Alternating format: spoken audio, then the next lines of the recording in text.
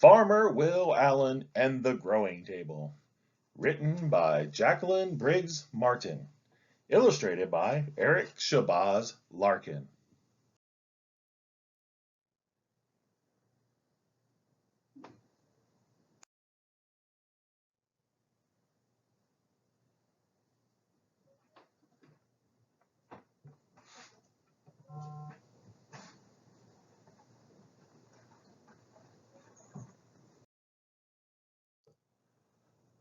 Farmer Will Allen. Farmer Will Allen is as tall as his truck. He can hold a cabbage or a basketball in one hand. When he laughs, everyone laughs, glad to be in his crew. When he talks, everyone listens. But some say the special thing about Will Allen is that he can see what others can't see. Are they right? When he looked at an abandoned city lot and saw a huge table heaped with food, was he right? The kitchen table. When Will Allen was a boy, bowls of peas, greens, and his favorite, lima beans with ham, covered the kitchen table. My mother often fixed enough food for 30, Will says.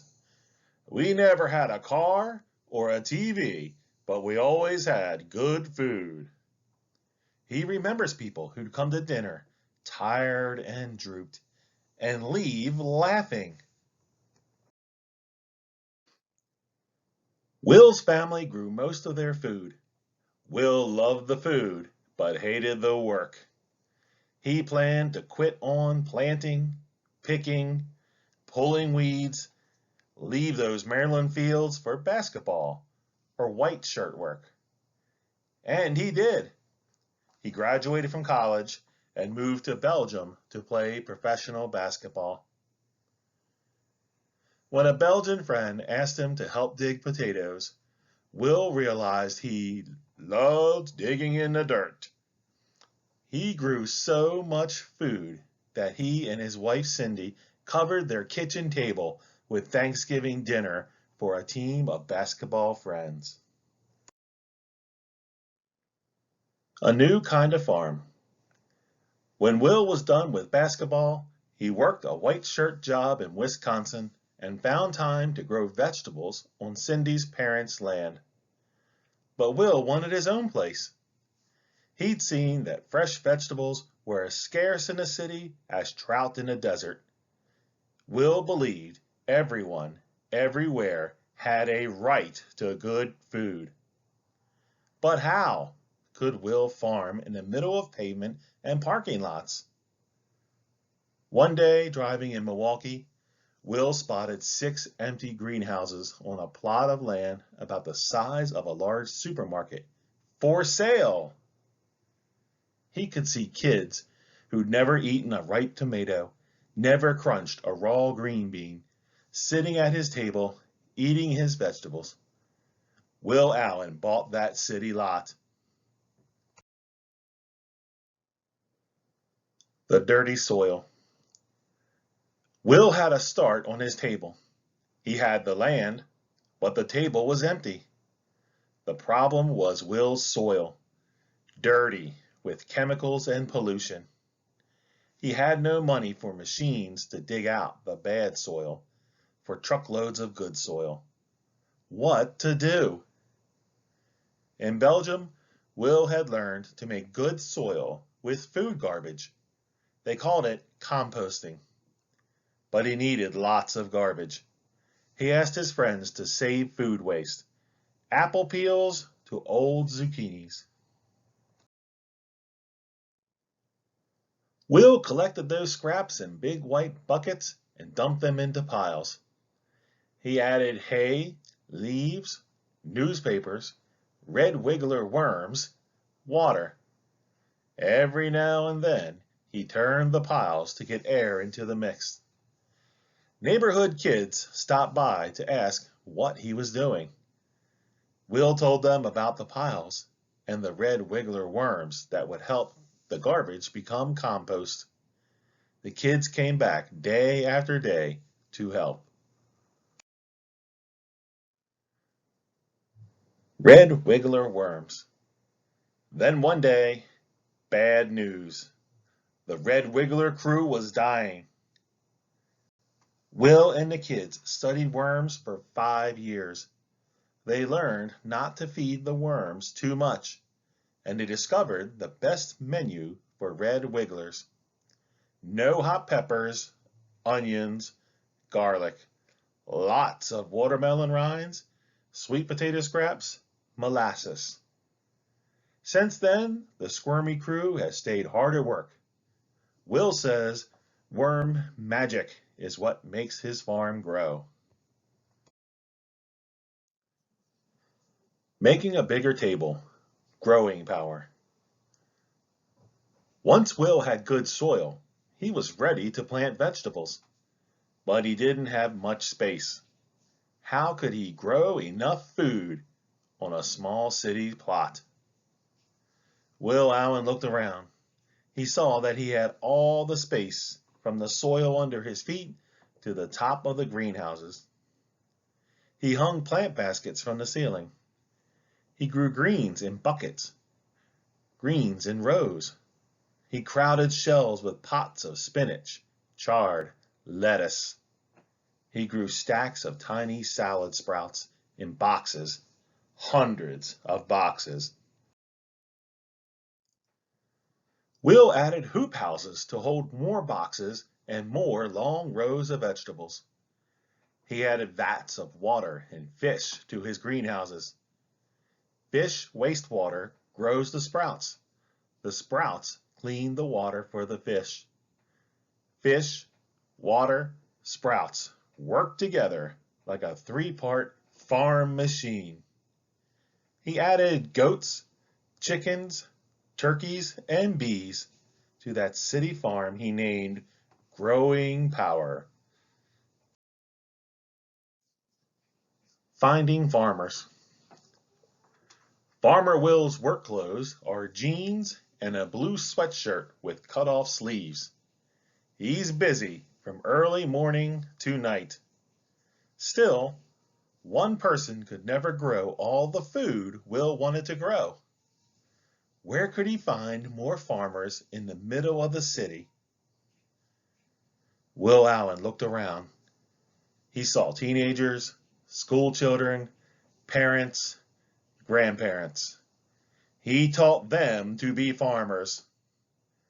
Then, Will's table held as much as several supermarkets, thousands of pounds of food.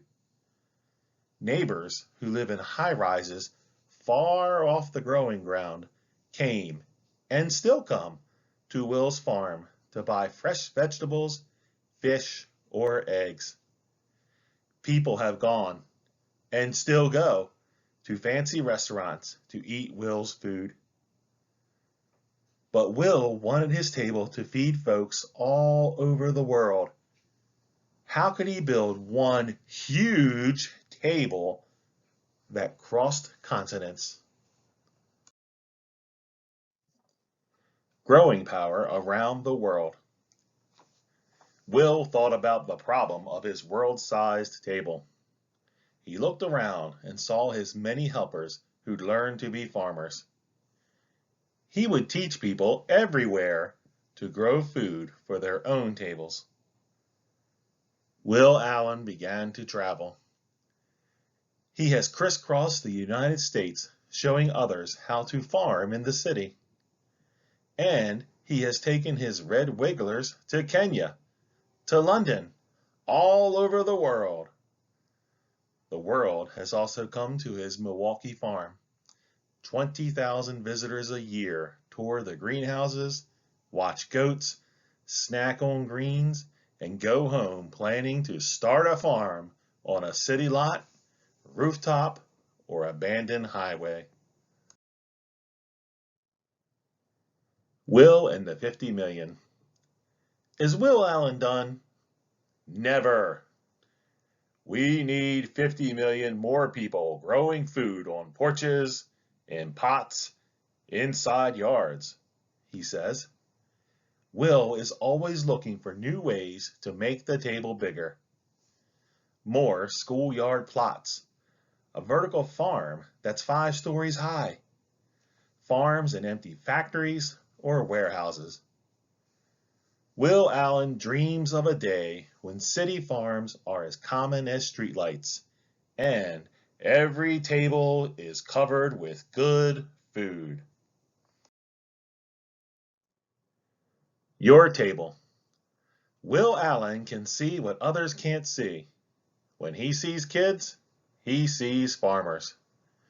Will you be on Will Allen's crew? Will you grow vegetables for your family, your neighbors, on your porch or roof or yard? How big will your table be?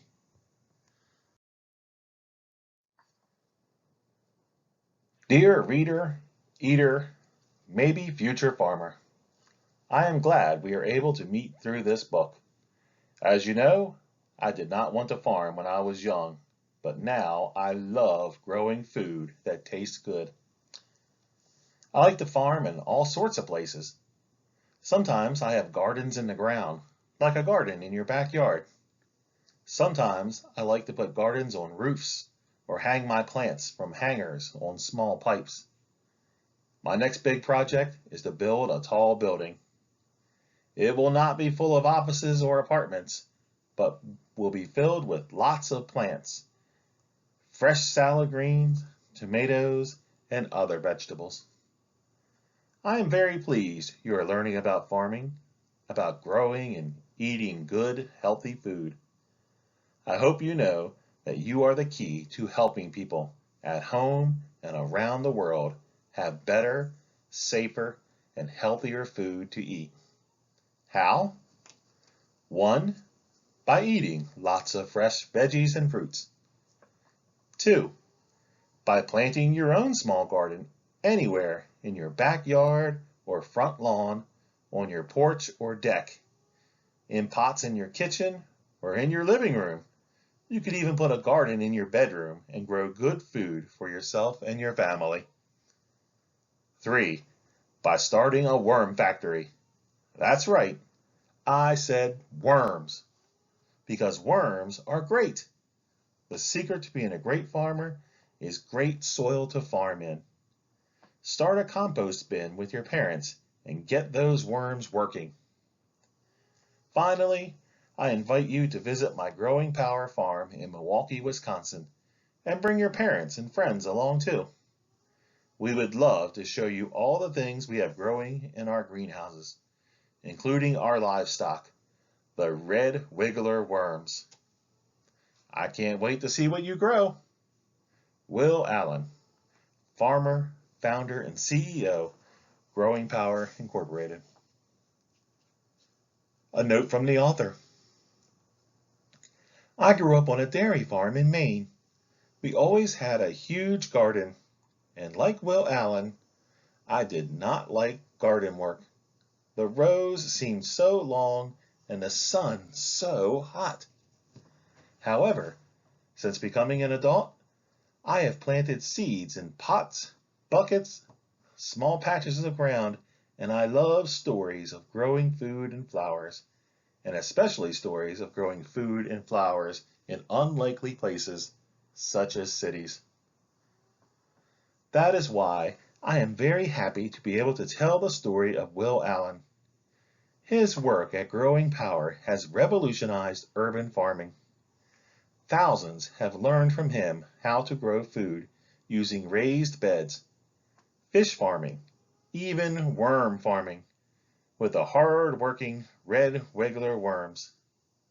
He has taught city farmers to make tons of compost using food waste generated in cities. And he has shown that urban farms can be the source of good jobs for underemployed urban residents. In addition to the Milwaukee farm, Growing Power actively assists other urban farmers all over the world. For his work, he was given a MacArthur Genius Grant in 2008 and the Theodore Roosevelt Award, the highest honor given by the National Collegiate Athletic Association, in 2012. Will Allen's life reminds us of the power of one person with a vision. Jacqueline Briggs Martin.